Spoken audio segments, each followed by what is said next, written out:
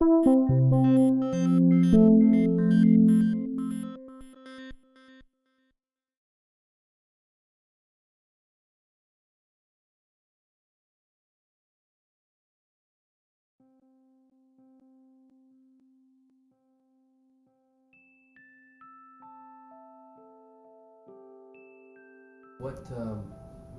type of experiences did they have they shared with you? Well, there's a whole range of experiences as well. It's in the literature from military people who have had encounters in flight and been vectored to chase unidentified objects. People who have official positions whose job was to know about possible extraterrestrial visitation and to do something with it. People within government. And those are the more credible sources because they've had hands-on, first-hand experience with all of this. Whether they come forward or not is up to them. It's, if they want to come out with their information, if they don't feel that they're under security constraints and they somehow get relief or amnesty from any oaths of security, then I would hope they would come forward. There's a lot that does go on with these high security classifications under military rules. I think it's a fairly muddy area when we're talking about this level of activity. Yes, there are some stories that are rather ghastly, as a matter of fact. Now, I can't validate those. I don't know that they're necessarily true. But like many other stories, they put fear in the hearts of people, and that's perhaps why many of the people don't want to come forward. Well, my interest basically is what's the nature of the universe we live in? What is our relationship to the larger reality? If that's a part of the larger reality and we're denying it, that to me is unconscionable. I don't live that way. I went into space to learn about the universe we live in, to get new insights, to go beyond the boundaries of our known existence. And if these phenomena are really indicators of new information about the cosmos at all and intelligent life in the cosmos and our ability to travel in the cosmos, as circumstantial evidence would suggest, then we ought to get to the bottom of it. It's just my curiosity that drives me. There seems to have been, over the last 50 years at least, and more, a great deal of secrecy surrounding the so-called UFO event. It's a very complex subject. We're not dealing with something that's very simple here. If we take well, we have sightings of all sorts. We've been reported thousands and thousands of sightings for 50 years or so. Large numbers of those sightings are indeed misperceiving natural phenomena in some way. But a large number of them are not misperceiving. They seem to be well-documented events that represent flying craft that do not match anything we have in an earthbound arsenal, which is very short of saying we have validated in the public domain that they are ET craft. We have to rely upon that to get better answers. We have to rely upon people who have been there and interacted, have first-hand data. The only people I know of that claim to have been in that position are former intelligence, military, and government people, and some contractor people, whose official duties in the early days were to investigate this and know about it. Those people were under, at that time, great restrictions and high security clearance that prevented them from telling the general public about it.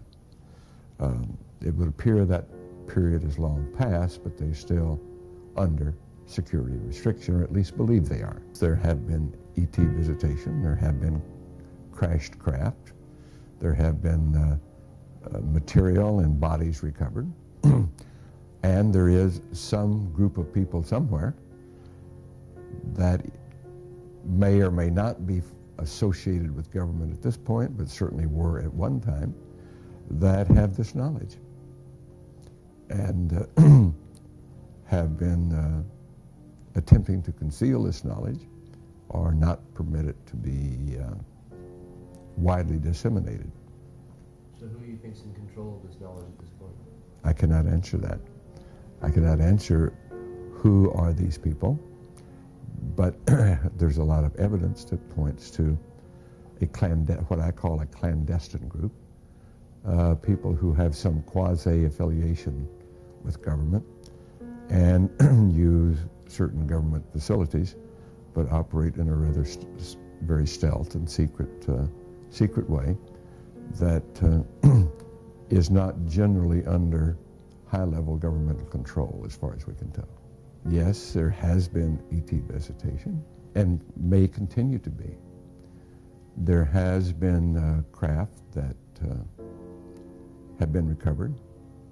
There has been a certain amount of reverse engineering that has allowed some of these craft or some components to be duplicated, and that there are humanoids from our planet, Earthlings, who are utilizing some of this equipment in certain ways, and that perhaps a large part of the activity that's classified as UFO activity, abductions and a whole host of this type of activity, may very well not be due to ET activity at all.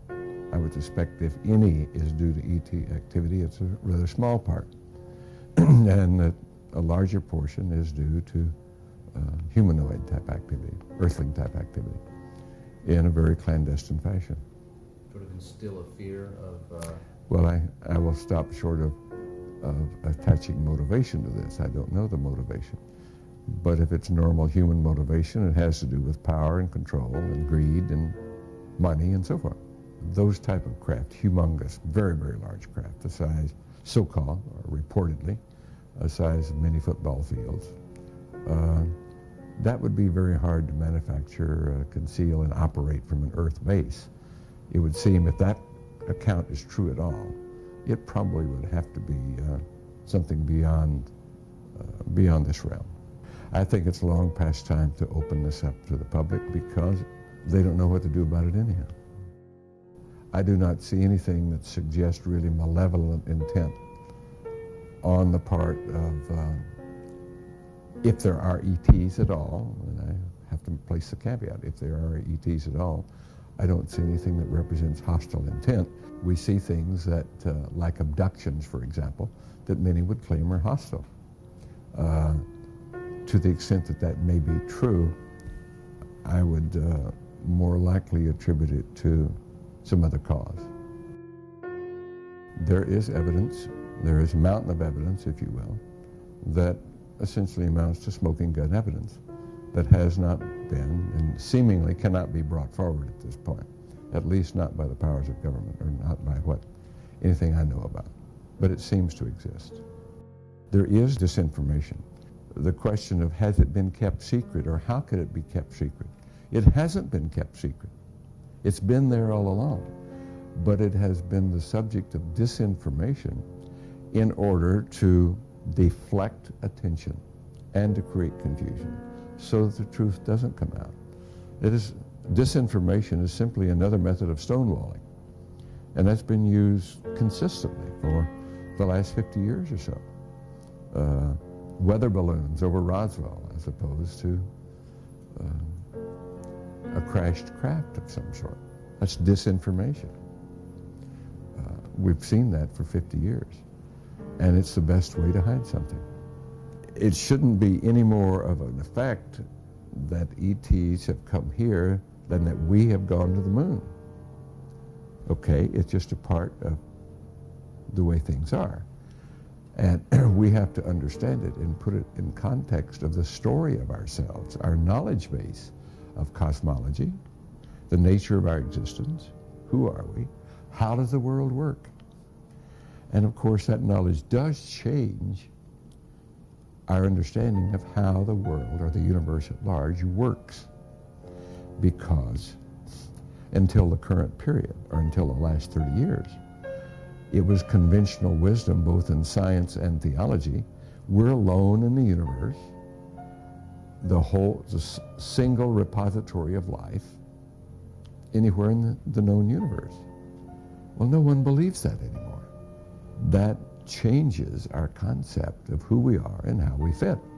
And it's becoming very clear that the way we have conducted ourselves as stewards of life on planet Earth is wanting. We haven't been good stewards. We have environmental, global problems right now that are bringing civilization to a crisis. And people don't want to hear that, but it's slowly becoming obvious that that is true. So this knowledge of who we are, how we manage a planet, how we fit into the larger scheme of things is a very important question. Dr. Greer did indeed mount an initiative and did go to Washington, did speak with high-level government people, did present some of the witnesses that we've talked about there to give briefings, and has asked for congressional hearings on these matters. I attended and helped him with that. And I believe that's a very important effort, that we get congressional oversight of all of this. But so far that hasn't happened.